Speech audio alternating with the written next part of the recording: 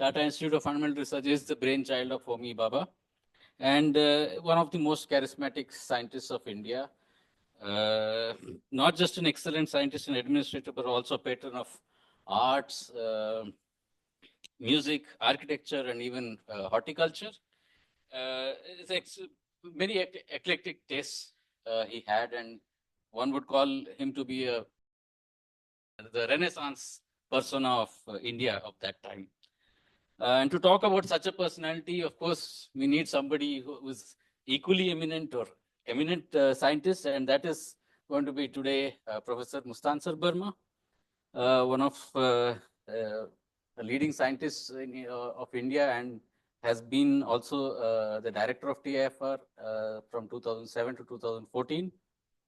I mean, his achievements in statistical physics are well known, and in fact has been the C3 commissioner for statistical physics at the IUPAP.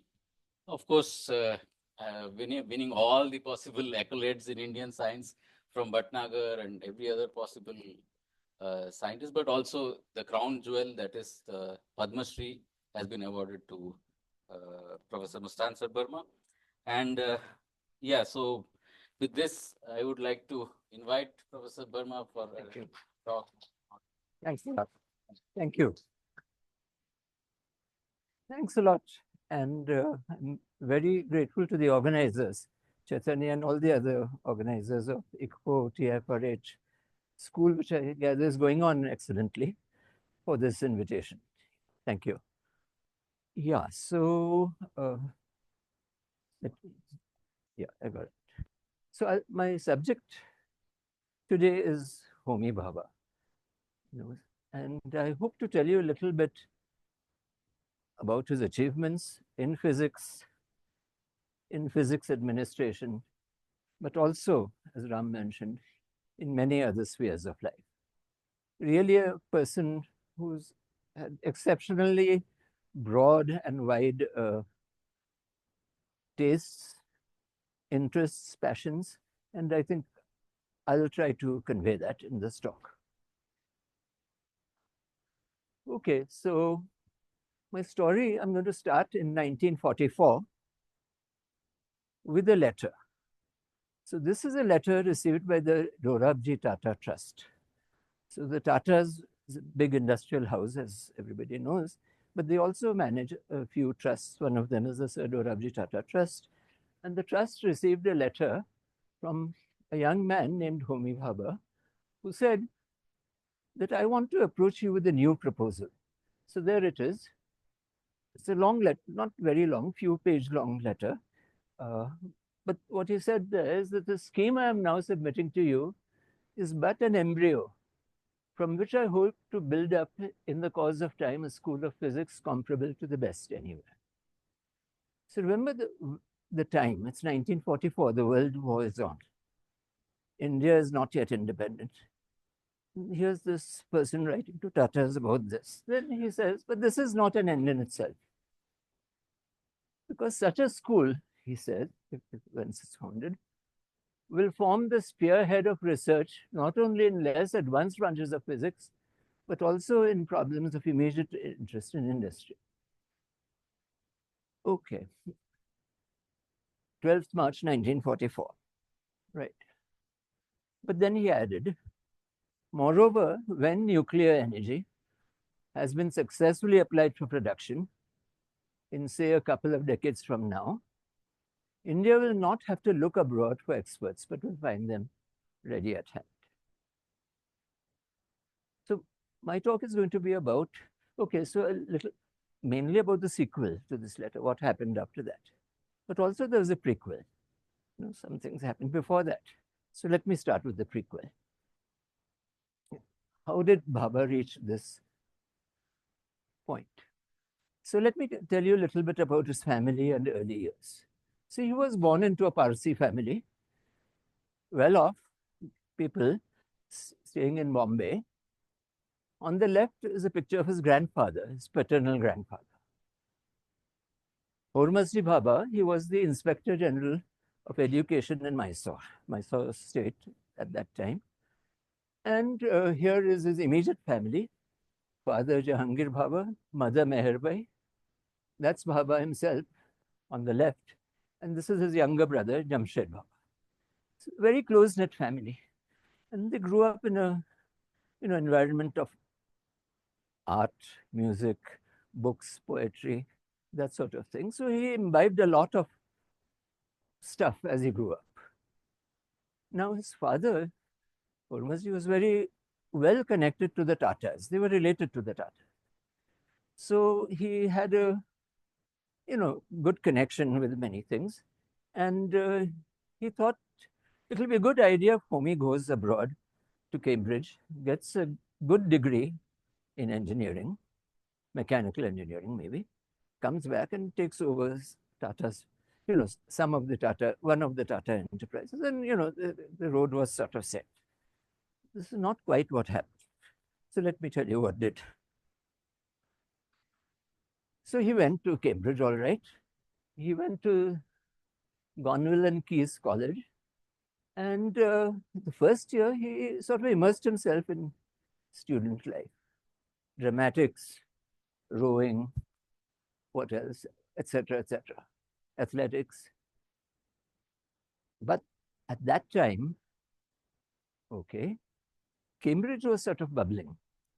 So we are talking about 1929 or so, and many things were happening at that time in physics. So it was a place that was not worldwide, of course, there was a revolution in physics, but this was felt very strongly in the Cavendish and other places in Cambridge. And Bhabha certainly was not immune to that. In fact, he was strongly drawn towards physics.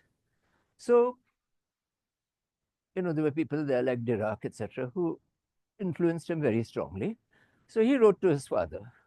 So quite a long and memorable letter, but I'll quote only one thing, one paragraph from that. He says, I seriously say to you that business or a job as an engineer is not the thing for me.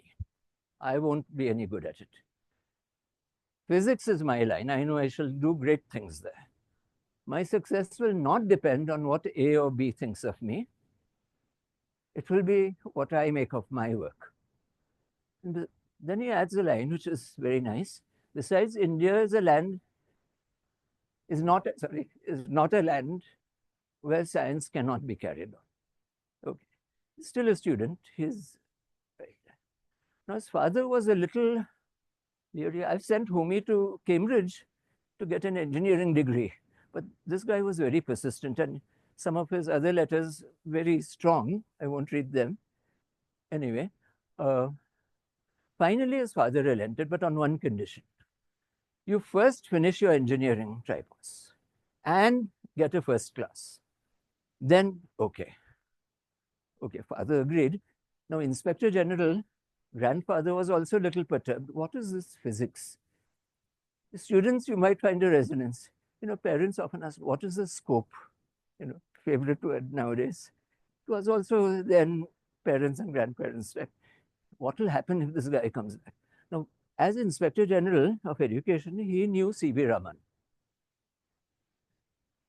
in that part of the country. So he wrote to him, Dear Raman, what do you think? My grandson wants to do physics. Is there any, potential? So Raman wrote back a very clear letter. He said, let him go, let him do a PhD. At the very worst, I mean, with a PhD, if he comes back, he'll get a job. Because the Indian Meteorological Society has a lot of jobs, so he will get one. But if he's good, then I will take an interest, and I'm moving shortly to Indian Institute of Science, so I will be able to do something. So this was his reply. So grandfather said, okay, go ahead. And he went ahead.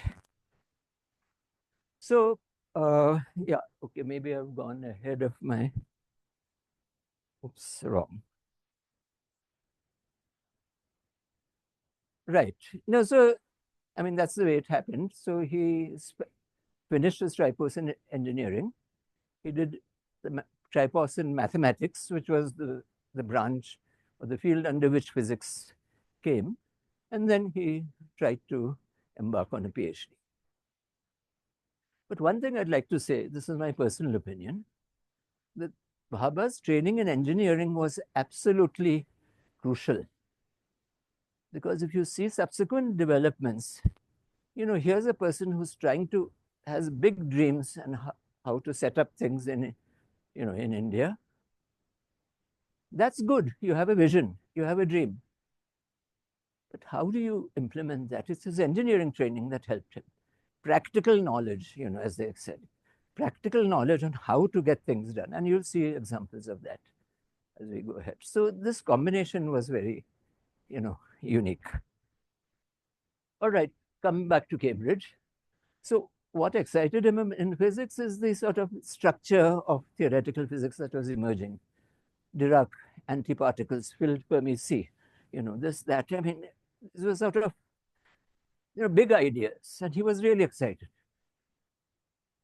So he was awarded a studentship, meaning a fellowship which allowed him to travel, and he went to visit really good people at good places. Pauli in Zurich, Fermi, Rome, Kramers in Utrecht. So he got a very broad perspective and also established a lot of connections. And then he had this Isaac Newton Fellowship, under which also he could travel. And here he's gone to Copenhagen. Bohr was there. And so this is Weizsäcker, at that time quite young. They're having tea together. His PhD was done with Fowler, R.H. Fowler. And here's the title, Cosmic Rays and Creation and Annihilation of Positrons and Electrons. Fowler was also, incidentally, the thesis advisor of Chandrasekhar. So, there's a connection there. Right.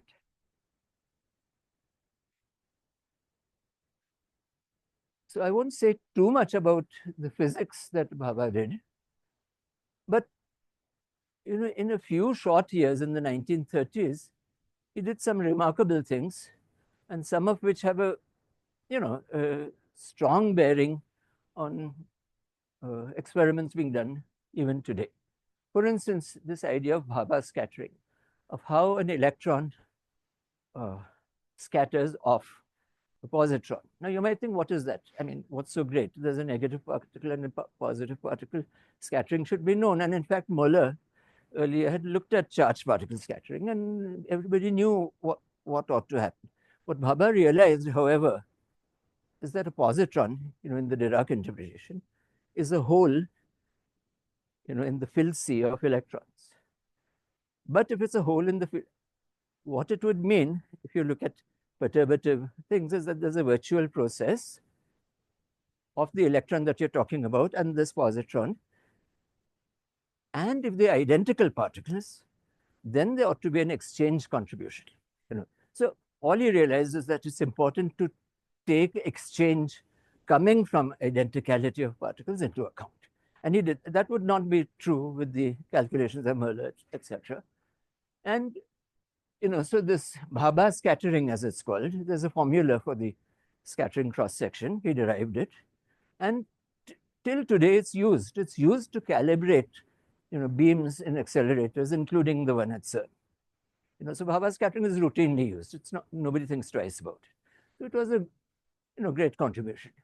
But his other interest lay, so electron, positron annihilation, etc., that lay in cosmic rays. These high energy rays that come from outer space, how do they produce this large number of muons, electrons, protons, etc., that we see on Earth? And this was not very clearly understood at that time. So along with Heitler, Bhabha and Heitler proposed this theory of repeated, so there's electron here, it's supposed to be shown here, that there's a cascade. The cascade happens because an electron and positron might meet, emit a gamma ray, but the gamma ray has such high energy that it can further produce pairs. And so it goes. There's a cascade of that sort. And they worked out some properties of this cascade, which are by and large generally correct. Another important point was that if you look at cosmic rays, that was known from experiments at that time that there are two components. One is the so-called soft component and one is the hard component. Soft component you could sort of see and rationalize what is happening through electrons, positrons, and getting scattered and charged particle in the medium. You could understand what is what. But there was another component which just went through detectors. This was called the penetrating component. And what was it? So a very nice analysis by Bhabha. He said, we don't know what it is, but one would understand what is going on if there were a particle which is much heavier than the electron. Not as heavy as the proton, but in between. And he made an estimate about 100 times the mass of the electron. So these were, in fact, the mesons. And in fact, he gave the word, the name meson comes from his paper. He called it a meson. And today we know it's about 200 times, right, the mass of the electron. So this was a very key contribution. The last thing was a small note to nature. And this is the whole phenomenon of time dilation from relativity.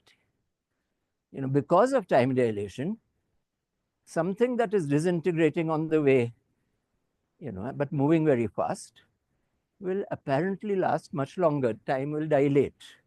And what he pointed out is that disintegration of particles will be affected by simple relativistic special relativity effect.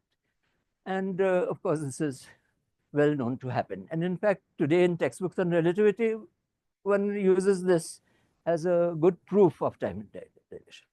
So these were some of his very, in my opinion, very good contributions to physics. And you can see the dates, 36, 37, I mean, in a short period of time. Now comes 1939. Bhabha comes back to India for a holiday. But in the meantime, the World War breaks out. And he's not able to go back. There's a, London may be bombed, this, that, whatever the reasons, he could not go back. Instead, what he did is that in 1940, he joined the Indian Institute of Science. And you remember who's at the Indian Institute of Science? C.V. Raman, right? So Raman actually welcomed him. Not only welcomed him, he appointed him reader. In those days, that was a very, unheard of thing. A young man coming from sort of nowhere, and you're appointing him. But Raman recognized quality when he saw it, and he did it.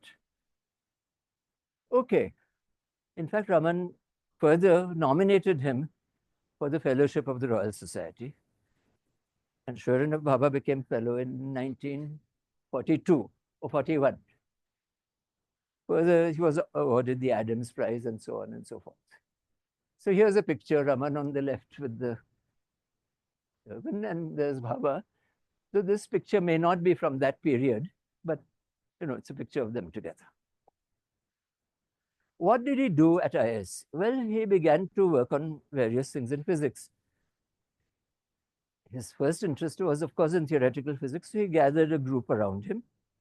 And that group included, in fact, a very famous person, Harish Chandra, who, we know as a mathematician today.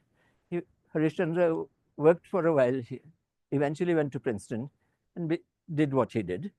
Fine, but I just wanted to point out. In fact, that was an exciting time because I'm told that in that period also, this Vikram Sarabhai was there, he was making a telescope of some sort. So it was a, very alive time. Yeah. Okay. But Bhabha also started experiments, and what he did was he used a Geiger-Müller counter, so you can call it a telescope, and he somehow commanded a US B-29 bomber, which was flying up in the air, to measure the flux of the penetrating component of cosmic rays at different altitudes, 5,000, 10,000, 15,000, all the way up to 30,000 feet. So this was very valuable data. Why especially valuable more than corresponding thing? because of the latitude. Indian latitude allows a lot of, actually, if I could use the word latitude, to do good experiments and and pin things down. So this was very, but you already begin to see some glimmerings of what is going on. He's able to somehow send an experiment up in a bomber. I mean, pretty good. I mean, you and I might not be able to do that so easily, but he did it. Okay. He also started building a cloud chamber, which is a, for the younger students, a detector, sort of supersaturated thing. Something goes through some charged particle, it leaves a track. And he was able to make a cloud chamber while he was there. But then by this time, it was about 1943 or 44. So he had spent, let's say, 3 or 4 years, and in Bangalore is good. Okay, ISC, Raman, etc., etc. But I mean, he felt one can do much, much, much better. But how? So that is why he wrote, okay, so Udgaonkar, who has written about him, says that this is the time when he sort of connected with the country and wanted to do things, in a bigger way. And he discovered, as he says, his mission in life, which was building institutions. Not only institutes, but institutions in India, as we'll see. So he wrote to J.R.D. Tata. J.R.D. Tata, many of us will know, but for the guests from abroad, was the scion of the Tata house for many decades. And at that time, of course, here's a picture of him. He was very young. And when Bhabha wrote to him, he said, okay, this is a good, so what he wrote is that, in India, we should be able to do very well, but the lack of proper conditions and very often quoted phrase from him, intelligent financial support, are lacking. And so we cannot proceed at the pace that we need to go. So JRD told him, okay, you may be right, but you write to the Tata Trusts.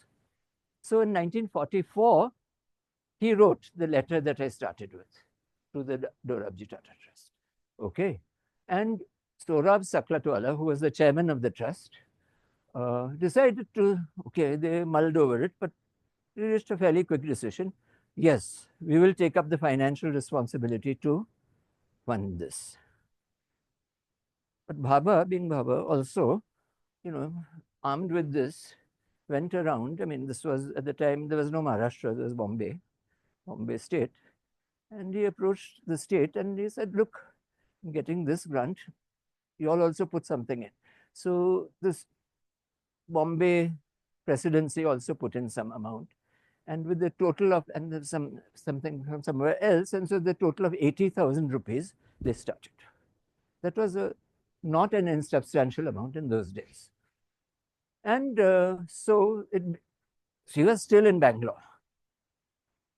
But on June 1st, at least, I don't know whether he formally declared or we take June 1st to be the day, but June 1st, at least nowadays we say, the institute started functioning in a laboratory at IISc. Okay. It was there, but it was Tata Institute, or the institute. Eventually, however, he moved. So where did he move? Now he wants to move to Bombay. Difficult to get housing in Bombay, even in those days. But fortunately, he had an aunt. She lived in a big bungalow called Kenilworth. Kenilworth is on one of the very nice roads of Bombay. This used to be very nice, called Pedder Road. By the way, Kenilworth was also the bungalow in which Bhabha was born.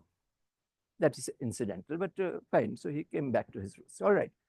So now he said, you can see that he's quite a persuasive person. So he persuaded his aunt, which was a little easier than other things, to give him half the house, roughly, to start the institute. So he started in his aunt's house. And 1945, things had started. There's a formal inauguration in that house in Kenilworth in December 1945.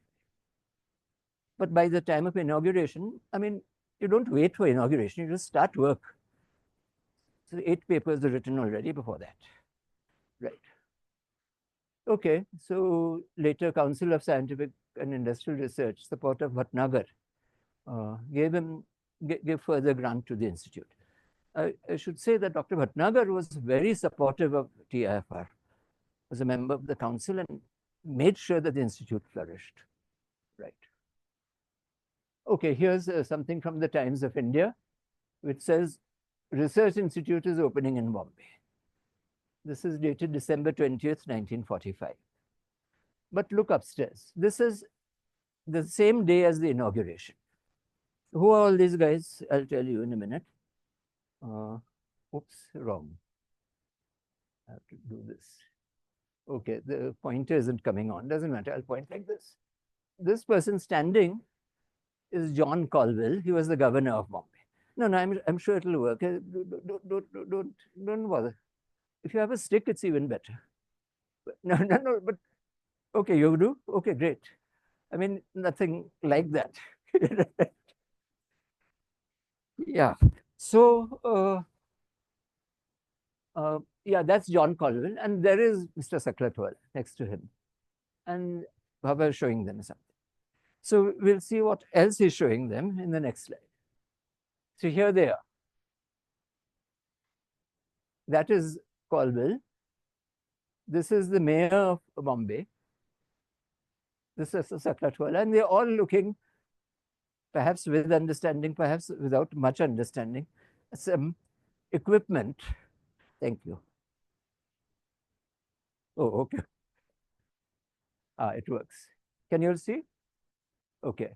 Anyway, so they're looking at cosmic ray measurement instrument. So, this is on the same day again.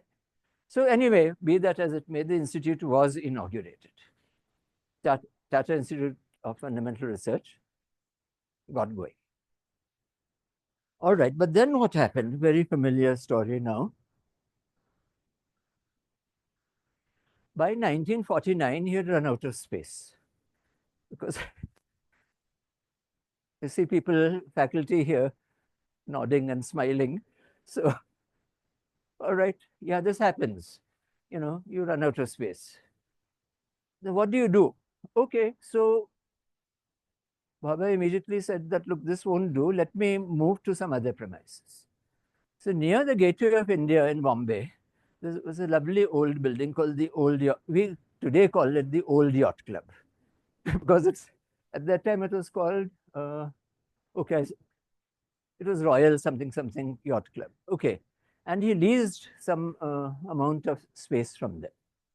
And the institute was growing, experiment and theory, especially experiment. And you need space, also disciplines, mathematics, theoretical physics. And so people were coming, and so this gave him at least some space. But then he knew he will run out of space again. So he began a hunt for a site in Bombay, and he located a very nice, beautiful place near the southern tip of the city, overlooking the Arabian Sea. So you can just take a boat and straight go to Arabia if you. So, but by the way, another point, if you take a boat, go, let's say, 5 kilometers into the sea, turn left, then you go straight to Antarctica. There's nothing else in between. So that's irrelevant, but that site had certain attractive possibilities. Right. Now, there's a very interesting story of how he got the site, which I will not get into. He had to maneuver. He was very good at various things. If he had decided on something, he would try to make sure it happened, but we will not get into that. Okay, so in 49, they moved to the Old Yacht Club. And here was the land, that's the Arabian Sea, and it was undeveloped, but he wanted to start developing it. And in 1954, actually, finally, the foundation stone for the building on this site was laid. But now I want to point out something interesting. What was the total area available to him? At his aunt's house, he had about 6,000 square feet. Then when he moved to Old Yacht Club, he had 35,000 square feet. Now, when he built the building, at that time, he had 256,000 square feet. Work out the factor. It's about 6 to start with, about 7. It's a good factor. Now, TIFR Bombay campus totally is residential and office, 15 and 15, 30 acres. Multiply by 7, 210. That's what we have here in TIFR Hyderabad. So it's a constant factor always. You can think about the next expansion, but don't do it yet. Right? Right. But this is quite remarkable. It says something about something. We won't get into what. Okay. Right. So let me proceed. How am I doing for time? I have time. Okay. All right. So here is a picture of the foundation stone laying. It was a very joyous occasion. You can see the then Prime Minister Nehru right there with the foundation stone and helping to put it in. Finally, the building was built. It took 8 years, which some people might find long, but it probably was worth it. Okay, what happened? Anyway, Bhabha was undeterred by anybody else's, saying, oh, this is taking too long, etc. Fine, long, but we'll do it and we'll do it well. Right, so in the meantime, of course, the work did not stop. It went on and on. And in fact, when he gave this speech during the inauguration of the buildings, you can see Prime Minister Nehru is there, Y.B. Chavan is there, and there's a whole line of other people around. He said the building is only a shell to make possible the work inside it. You cannot judge an institute by the building, and you should not. Judge it by the quality and the volume of the work. And work is the only thing that counts. It must be judged by the extent to which it has helped to explore and push back the frontiers of knowledge. He was very clear on this, and it was nice. However, having said that, he did not compromise on the building. He built a beautiful building, So let me show you the architect, Helmut Bosch. He was employed by a firm in Chicago and somehow appointed, and he did whatever he could. And then he wrote this sort of rather memorable lines. Now, Helmut Bosch had the habit of referring to himself as the architect. Okay. Likewise, there was somebody called the client. So he said this, in this development, the architect worked with the client, not for the client. This client displayed unending interest and encouragement and constantly added intelligent suggestions, to the. Then he says every item was manufactured in India. Now think, India around 1955-56, not even 10 years after independence. Industry almost non-existent, except for some big houses. How do you do it? Anyway, so every item was manufactured in India with the exception of large aluminum sections on the ground floor. This was accomplished against all odds through the client's persistence. So you can begin to see what sort of person he was. There's no such industry. Start it. I mean, you do everything in his power to make sure that such and such industry starts. I mean, you should manufacture, let's say, I'm just making up brass bolts. I mean, I'm sure those things existed, but, if it didn't, he facilitated those. And it happened. I mean, the miracle is that it happened. Okay. here is the architect's drawing, and finally here is the building that came out. I mean, this is a view from the Arabian Sea, and it's actually a very fine building. Students, if you have not yet visited TIFR, do so. It's worth a visit. One of the students sitting right in front has recently come back from there, and all I can hear from her is about the building. Okay, fine. Anyway, let's see.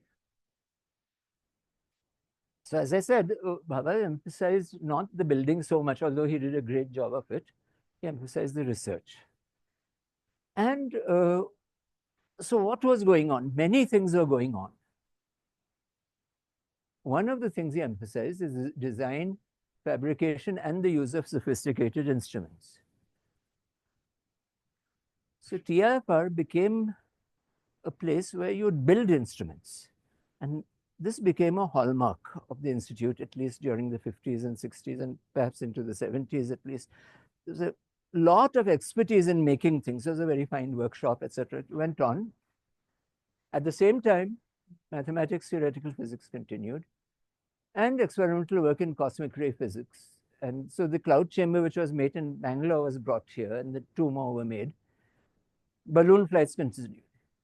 Some of you may recognize this gentleman who has fallen with the balloon, who was holding the balloon, M.J.K. Menon, who was the director who followed Bhabha.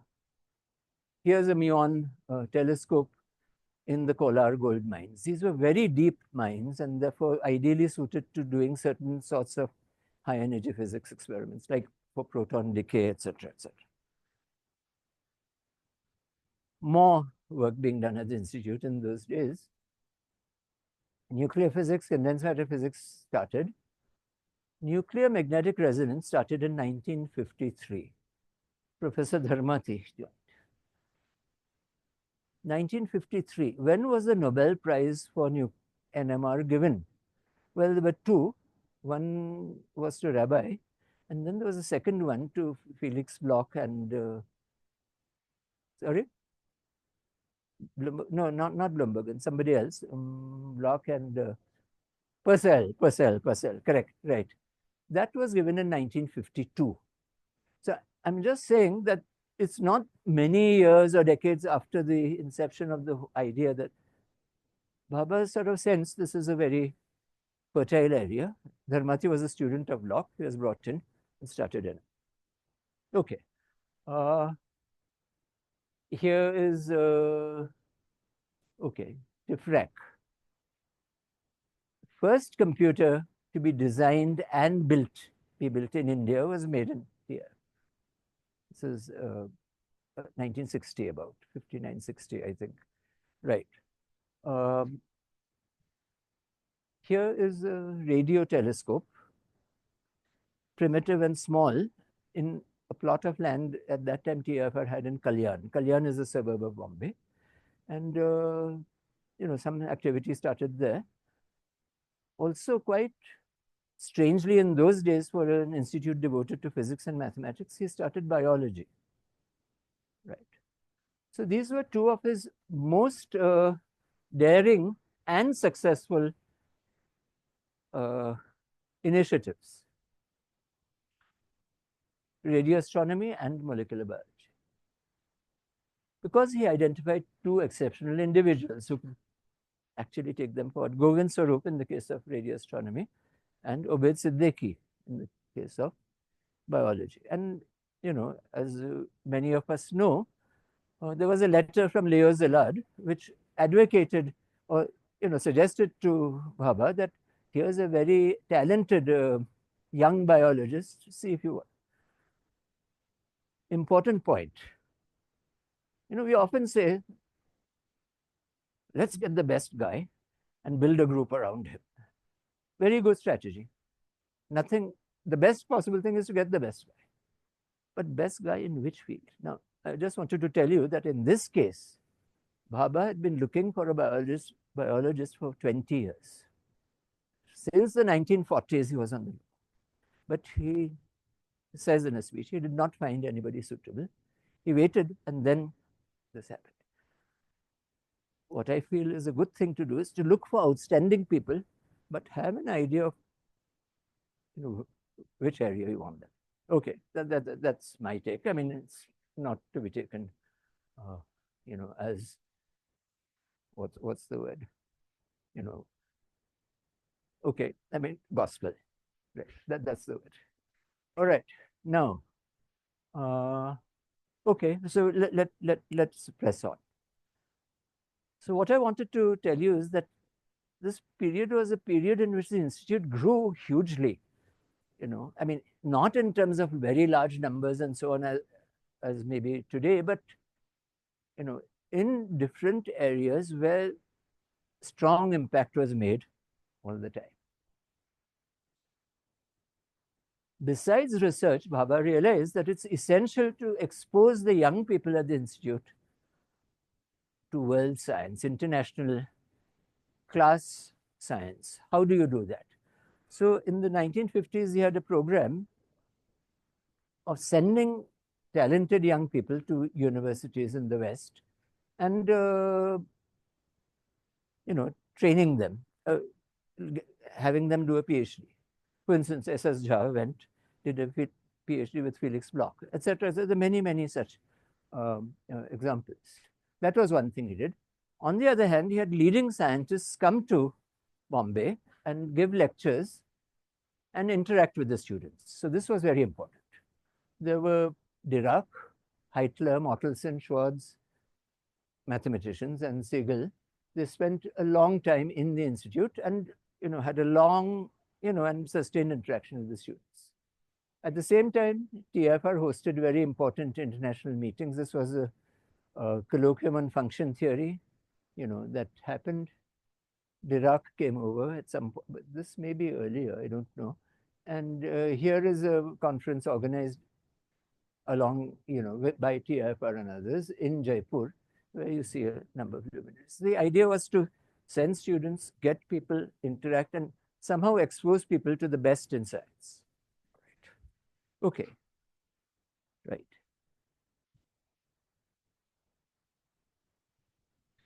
So here was his Institute of Fundamental Research and growing well and doing well. But remember, his dream was to have this sort of pure research, but also start a national program in nuclear energy or atomic energy. So he did a series of he was behind a series of administrative acts which were very, very important and which followed in sequence and which allowed him to do things. There was an act passed by Parliament, but at his behest. I mean, he made sure it was passed, which gave enormous power to the government. Then the government appointed something called the Atomic Energy Commission to carry these out. But the commission then took a major decision. We'll have a large establishment called the Atomic Energy Establishment at Trombay. Today it's called the Bhabha Atomic Research Center, but in those days it was AET. And then to execute everything, the AEC appointed something else, a Department of Atomic Energy. So you see, these are purely administrative matters, but actually very important because they allow a smooth flow of things to happen. Okay, so let's see what was the result. The aim was to start nuclear physics and build reactors ultimately that will become large enough to generate power, but he started small. He started with the reactor that's known as Apsara, and he relied on his old Cambridge network of friends. There was John Cockcroft, who was a very good friend at Cambridge. Now he was the director of the Atomic Energy Establishment at Harwell, now meaning 1955. So he approached him and asked whether Britain can send processed fuel over to India and negotiated that. So in April 1955, AEC decided we will build a reactor. In August 1955, the drawings were complete. August 1956, the reactor was ready. So look at the sequence. It was amazing. We did not wait for new buildings. Our divisions were located in TIFR at the Yacht Club and wartime hutments in Colaba. A warehouse in Bombay was converted to housing the chemistry department. Biology was done in Indian Cancer Research. Control systems were made in TIFR, and the grid plate was made in the naval dockyard. Here's one person with a lot of course, you might say connections, but connections are connected, but he managed to get things done. This is remarkable. So here is Apsara being thought of and explained 1955. And here's the reactor finally made. Went critical in 1956.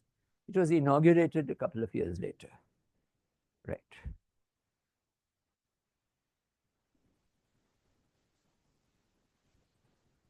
So the reactor is one part of it. But now Bhabha is building something else. He's building this AEET, Atomic Energy Establishment. T is for Trombay. Trombay is a part of, area in Bombay. If you all have taken the launch to Elephanta Islands, look across and you can see the reactor, and you can see this AET, now BRC. Right, anyway.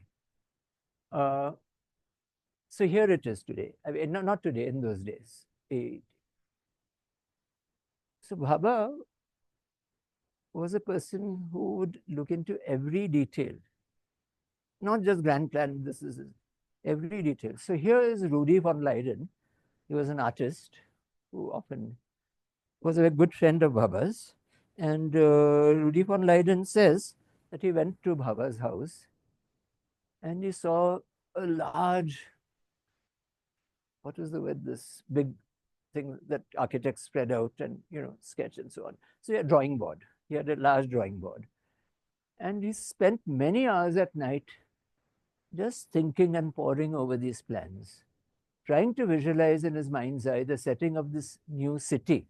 He calls it city because it's such a large amount of land. It's 1,200 acres, which he has founded and built below the tree-grown flanks of Trombay Hill.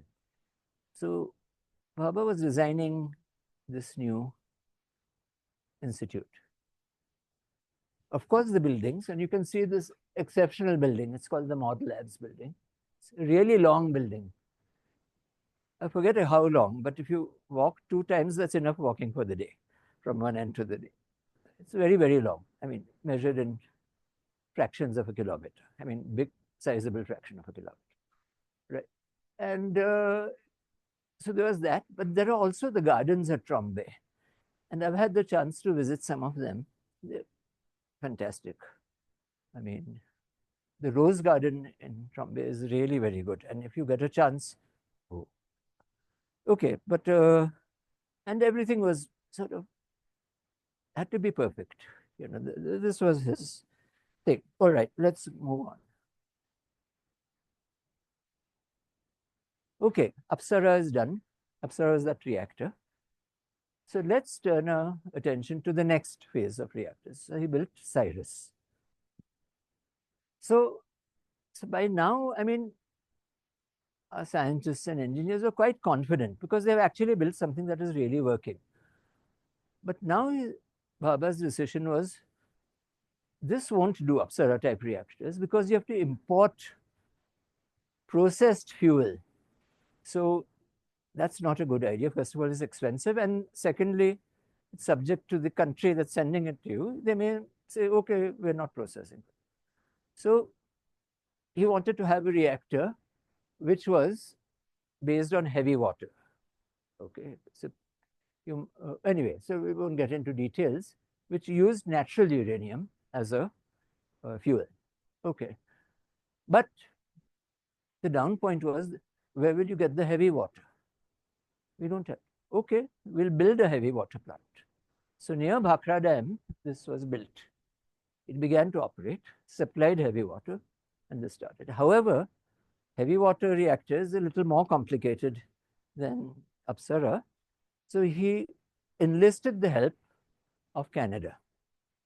Why Canada? Obviously, because Canada had a heavy water reactor running, but more importantly, he had a friend from Cambridge there as well. So W.B. Lewis, old friend since 1927. And I forget exactly what position he occupied, but there was a conference in 1955 they were both at, and they sort of discussed at the end of it Canadians cooperation. Right. So 40 megawatt reactor became operational in 1960. This is Cyrus. You may have seen pictures of this somewhere, or you might have seen it in real life, whatever. Yeah. So here are various people visiting the AEET. First is Rajendra Prasad, first president of India.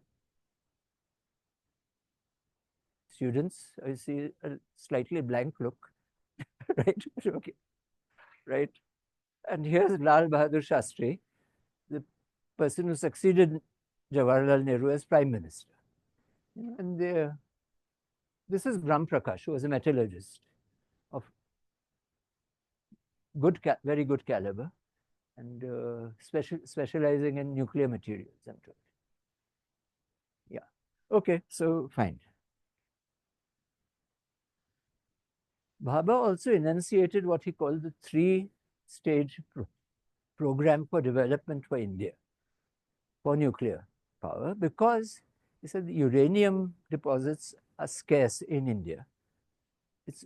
However, thorium is plentifully available, especially on the beaches in Kerala, the monazite sand beaches. So can we not have a way to utilize thorium, to generate power eventually? So there was a very well-defined three-stage program. First, you start with ordinary reactors, you burn uranium, you generate some plutonium. Now, plutonium you use as a fuel in the second stage with a thorium blanket outside the core. And the plutonium reacts with the thorium to produce more plutonium and uranium-233. The idea is that finally, uranium-233 with thorium will, in the third stage, be able to generate power. Bhabha was also very well known and well regarded internationally. So 1955 again, right? Yes. Geneva, the world was over, but now there's been a reconfiguring. There's the Soviets and the Americans, let's say, and of course the rest of the world. But so there's a lot of nuclear something going on.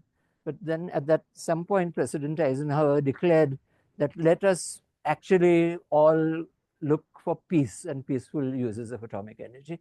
So there was a conference in Geneva. Bhabha was elected to be the president of the conference because of his wide knowledge. And, if you look around here, I mean, he's the only person with real technical knowledge of what is going on.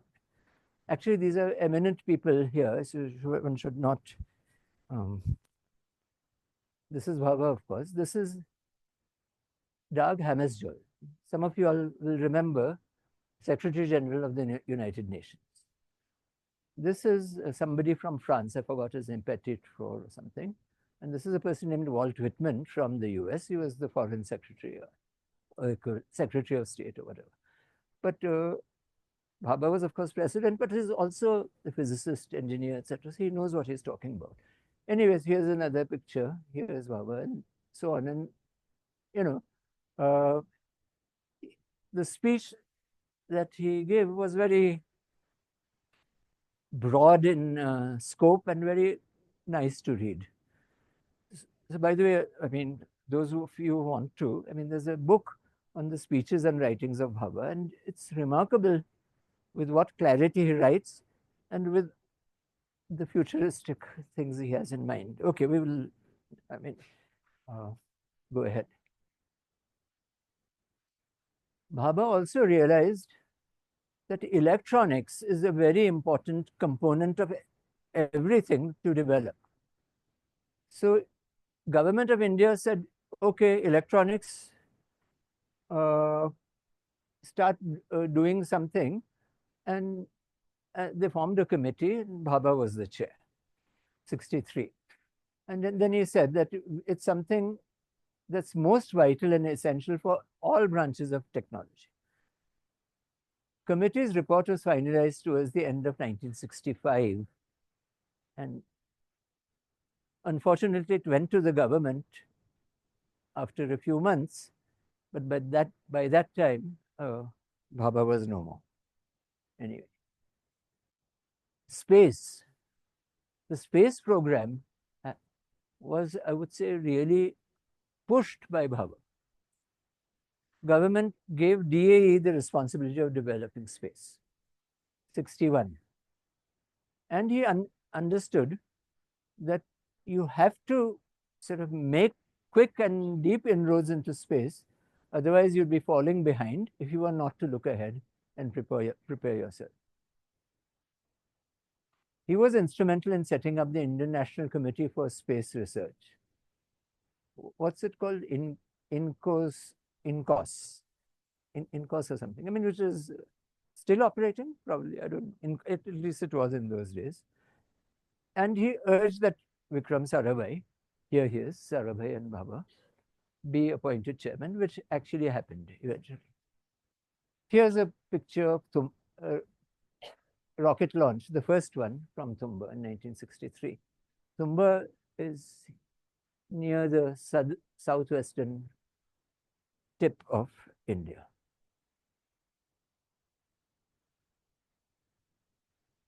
He was a lover of music, arts, and gardens, as we were told in the introduction. And his brother, Jamshed Bhabha, who lived in the same building as he did, said that in the last 15 years, he would find relief from tension in listening to music at night. He would listen to music after dinner and then start with mathematics. Or at least that's what his brother called any science, mathematics, Jamshed Bhabha. At the same time, he was a very good artist. I mean, he was a good artist himself. Here are some of the sketches he did. C.V. Raman on the left, M.F. Hussain, well-known artist, probably one of the best-known artists of India at that time. And these are Bhabha's sketches of them. These are the paintings he encouraged and acquired. Encouraged is very important to say, because in the 1950s in Bombay, there was a group of artists, young, not well known at all, immensely talented, but very few people recognizing talent. But Bhabha was one of them. He encouraged them and would buy from them. And they grew up to form what was called the Bombay group. I mean, within circles of art, this is a well-known group. Some people in the audience who can testify to that. So this group included Souza, Ara, Hussain, Tayyab Mehta, and Raza. Ara, I'm told, was not at all recognized. Bhabha somehow, found this young fellow who was exceptional talent and really encouraged him to take things up. So anyway, those of you who go to Bombay, to TIFR Bombay, if you walk along the foyer, you'll see splendid works of art. And here are some paintings of Souza and the magnificent Bharat Bhagya Vedanta by M.F. Hussain. It's a large mural which hangs outside the library. So this was Bhabha's other passion. Well, in 1966 January, Bhabha was in a plane going towards Geneva, and it was an Air India flight, and it crashed near Mont Blanc in the Alps. And amongst the many people who died in that crash was Homi Bhabha. So what do you do? I mean, it was a stunning thing that happened. So a condolence meeting was held at TIFR and passed a very moving resolution. Hearts of all present are too full to find expression that would be truly fitting for this most gifted son of India, whose vision and imagination were ever at the service of the country, whose unsurpassed energy and enthusiasm were a driving force. Humane and gentle thoughts for his family and others near him moved out to larger and ever-widening circles of all who needed his care, attention, and regard. So this was a shattering day, but it was not a holiday in TIFR. Work continued.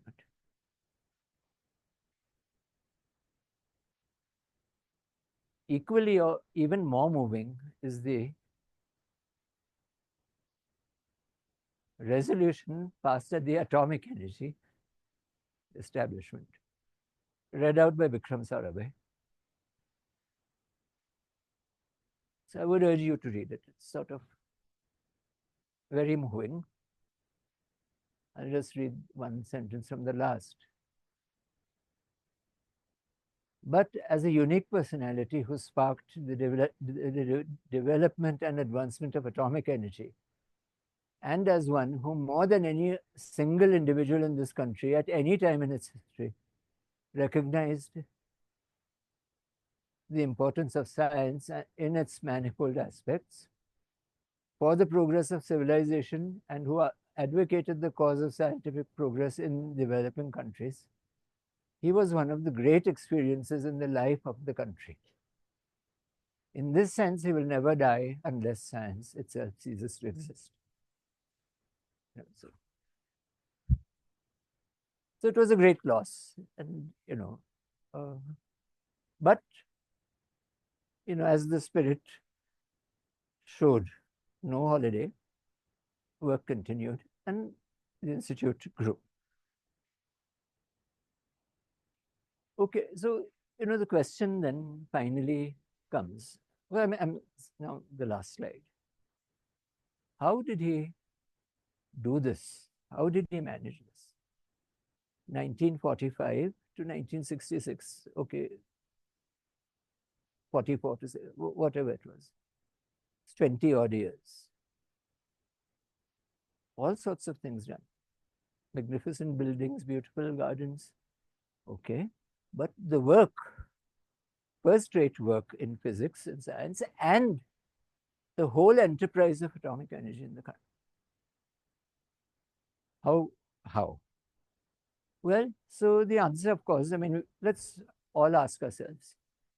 One is, of course, that you have to be talented enough to do it. He was immensely talented. Perhaps he was helped by his station in life with his family and all. That is not enough. I mean, how do you do it? You work very hard, etc., etc. Well, the best answer is given by himself. So here it is. It's a very well-known passage. I know clearly what I want out of life. Life and emotions, my emotions, are the only things I'm conscious of. I love the consciousness of life, and I want as much of it as I can get. But the span of one's life is limited. What happens after death, no one knows. Nor do I care. Since I think I typed it wrong, it's not there, therefore, I cannot increase the content of life by increasing its duration. I will increase it by increasing its intensity. Art, music, poetry, and everything else that I do have this one purpose: increasing the intensity of my consciousness of life in all its aspects. This is in a letter he wrote in 1934. But this was what defined him till the end. Okay, so that's the end. for those of you who are interested in reading more about him, here are some books that I personally referred to, but there's also immense material about him in the TIFR archives, and Google Arts and Culture, which has in fact taken much material from the archives and other sources, is an invaluable source of information also. So I'm just telling you, I acknowledge support from DAE, the Department of Atomic Energy, which supports this institute ultimately, and the Indian National Science Academy. But I'll end by leaving this up. Thank you.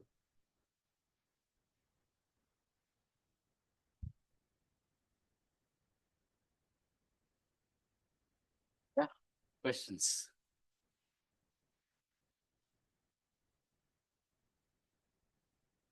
I think that you skipped through that. The 1 rupee note that was gifted to the mother, what was the story behind that? There was a a 1 rupee bill. I completely forgot. Yeah, I'm sorry, I skipped that. Should I go back to that? Or Yes.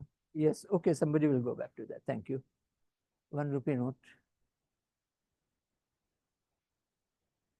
Yes. Apsara was the point. And when Apsara became critical, April something 1956, oh sorry, not April, 4th August 1956, he wrote on a 1 rupee note and gave it to his mother.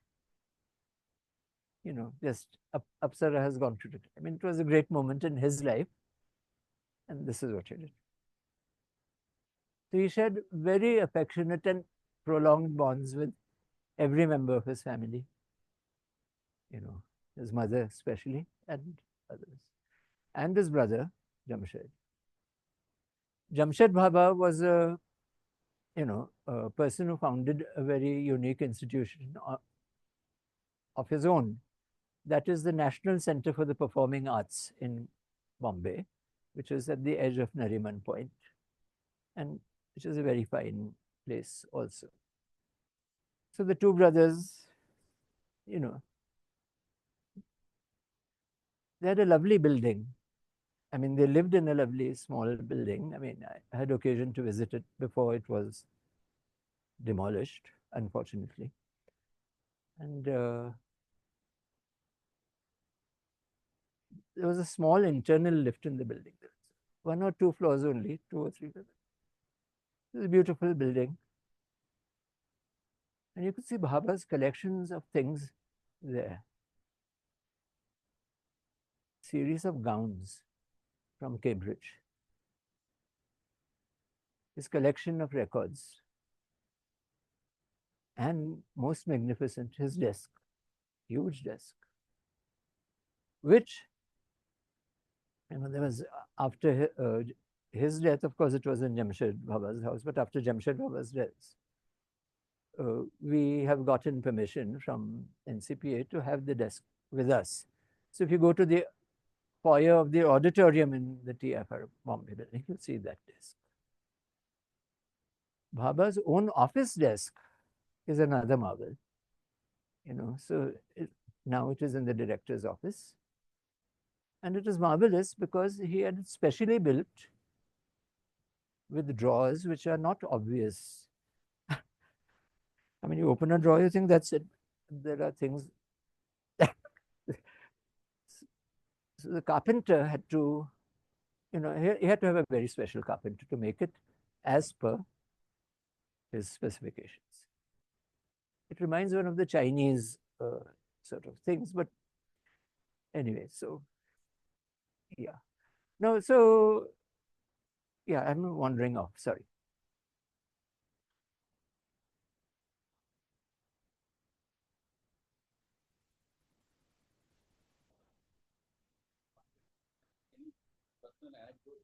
You have somewhere I have never met Homi Bhabha, no. But I'll tell you, my connection to TIFR goes back very long back, 1950s. How can it be? So like I was 5 or 6 years old, and I had an aunt who owned a car, okay, which was a rarity in the 90s. Once in a while, she would take children, including me, for a drive to a rocky place near the sea. That was actually where we were. So we used to go and play there and occasionally fall on the rocks and cut ourselves and all. One day we saw people doing digging and whatnot close by. And we thought, oh gosh, now we can't come here. So that was the start. Became your playground afterwards. Anyway. Okay, any questions from the students, please? Yeah, students especially, please.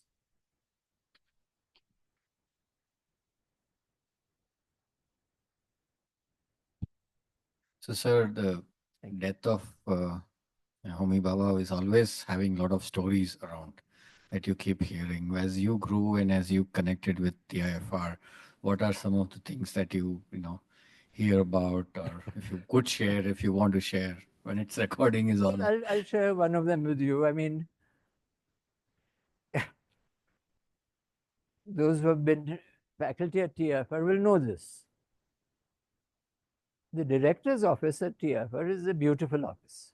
I mean, he made sure it is, it looks out on 3 sides, windows on 3 sides. But moreover, it has an attached bathroom. Now, for many years after his death, the office was kept locked. Things were on the desk the way they were when he passed away.